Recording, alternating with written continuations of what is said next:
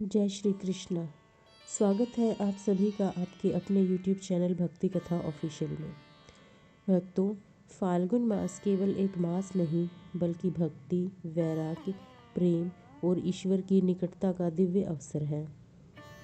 इस मास में प्रकृति स्वयं भक्तों के साथ मिलकर उत्सव मनाती प्रतीत होती है। चारों ओर पुष्पों की सुगंध, कोयल की मधुर ध्वनि और शीतल पवन मन को अध्यात्म की ओर ले जाती है।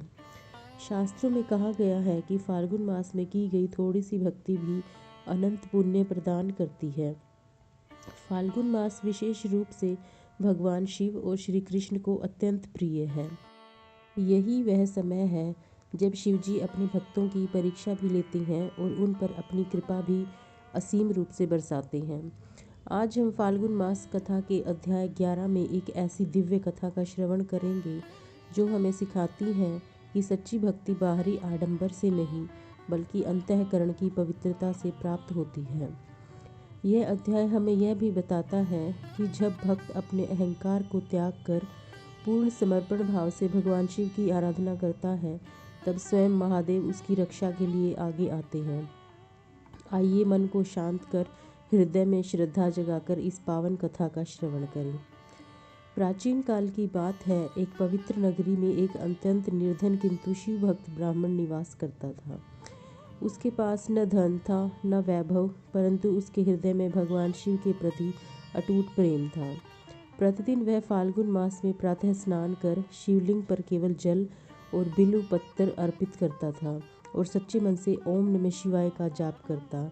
नगर के अन्य लोग उसकी निर्धनता का उपहास करते थे। वे कहते, इस प्रकार की भक्ति से क्या लाभ, ना तो तुम्हारे पास दान दक्षिणा है ना ही बड़े बड़े अनुष्ठान। परंतु वह ब्राह्मण शांत रहता, क्योंकि उसे विश्वास था कि महादेव भाव के भूखे हैं, दिखावे के नहीं। फाल्गुन मास की एक पावन रात्रि को ब्राह्मण अत्यंत दुर्बल हो गया। उसके पास दीपक जलाने के लिए तेल भी नहीं था। तब उसने सूखी लकड़ियां एकत्र कर अग्नि प्रज्वलित की और उसी प्रकाश में शिवलिंग का स्मरण करते हुए ध्यान में लीन हो गए। उस रात्रि उसकी आंखों से अश्रुधारा बह निकली और वह बोला, हे भोलेनाथ, मेरे पास अर्पण करने को कुछ नहीं है, बस यह जीवन और यह भक्ति ही आपकी है। उसी क्षण कैलाशपति भगवान शिव प्रसन्न हो उठे। उन्होंने देखा कि यह भक्त किसी फल की कामना नहीं करता, केवल प्रेम करता है। महादेव ने अपने गणों के साथ वहां प्रकट होकर उस ब्राह्मण को दर्शन दिए। ब्राह्मण भय और आनंद से कांप उठा और भूमि पर गिरकर नतमस्तक हो गया। भगवान शिव ने कहा, वत्स, फाल्गुन मास में जो भक्त निष्कपट भाव से मेरी आराधना करता है, मैं स्वयं उसका रक्षक बनता हूँ। इतना कहकर महादेव ने उसे आशीर्वाद दिया कि उसका जीवन कष्टों से मुक्त होगा और उसकी भक्ति युगों युगों तक उदाहरण बनेगी। अगले ही दिन नगर के लोग चकित रह गए। वही निर्धन ब्राह्मण अपनी तेजस्वी और शांत दिखाई दे रहा था। उसके जीवन में धन नहीं आया, परंतु उसका दुख समाप्त हो गया। उसे आत्मसंतोष, शांति और ईश्वर की निकटता प्राप्त हो चुकी थी। लोग समझ गए कि सच्ची संपत्ति धन नहीं बल्कि भगवान का आशीर्वाद है। ये कथा हमें सिखाती है कि फाल्गुन मास में अहंकार का त्याग और भक्ति का स्वीकार ही सबसे बड़ा व्रत है। भगवान शिव को न तो सोने चांदी की आवश्यकता है, ना ही भव्य पूजा की। उन्हें चाहिए तो बस एक सच्चा हृदय। जो व्यक्ति फाल्गुन मास में संयम, श्रद्धा और प्रेम के साथ शिव भक्ति करता है, उसके जीवन के कष्ट स्वतः समाप्त होने लगते हैं। महादेव ऐसे भक्तों को कभी अकेला नहीं छोड़ते। हे भक्तों, फाल्गुन मास की यह पावन कथा हमें आत्मचिंतन की ओर ले जाती है। क्या हम अपनी भक्ति दिखावे के लिए कर रहे हैं या वास्तव में ईश्वर को समर्पित है? अध्याय 11 हमें यह स्मरण कराता है कि ईश्वर हमारे कर्मों से नहीं बल्कि हमारे भावों से प्रसन्न होते हैं। यदि आप भी जीवन में शांति, संतोष और ईश्वर की कृपा चाहते हैं, तो फाल्गुन मास में प्रतिदिन थोड़े समय के लिए भगवान शिव का स्मरण अवश्य करें। एक दीपक, एक जलधारा और एक सच्ची प्रार्थना, यही पर्याप्त है।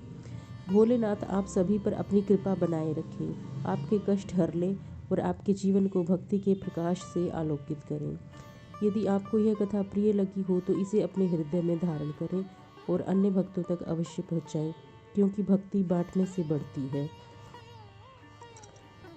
प्रिय भक्तों, यदि आपको फाल्गुन मास कथा अध्याय 11 से आध्यात्मिक शांति और भक्ति का अनुभव हुआ हो, यदि इस कथा ने आपके हृदय में भगवान शिव के प्रति श्रद्धा और प्रेम जागृत किया हो, तो कृपया इस वीडियो को लाइक करके अपना आशीर्वाद हमें अवश्य दें। ऐसी ही पावन, शुद्ध और प्रामाणिक भक्ति कथाएं प्रतिदिन सबसे पहले पाने के लिए भक्ति कथा ऑफिशियल चैनल को सब्सक्राइब करें और साथ में बेल आइकन दबाना ना भूलें, ताकि आने वाली हर कथा और व्रत की जानकारी आप तक समय पर पहुंच सके। इस दिव्य कथा को अपने परिवार, मित्रों और सभी शिव भक्तों के साथ शेयर करें, क्योंकि भक्ति बांटने से बढ़ती है और भगवान शिव की कृपा सभी पर समान रूप से बरसती है। आपका एक लाइक, एक शेयर और एक सब्सक्राइब हमारे लिए बहुत बड़ा संबल है और हमें और भी सुंदर भक्ति कंटेंट बनाने की प्रेरणा देता है। भोलेनाथ आप सभी पर अपनी कृपा बनाए रखें, आपका जीवन सुख, शांति और भक्ति से भर दे। हर हर महादेव। इसी के साथ मिलते हैं अगली वीडियो में। जय श्री कृष्ण।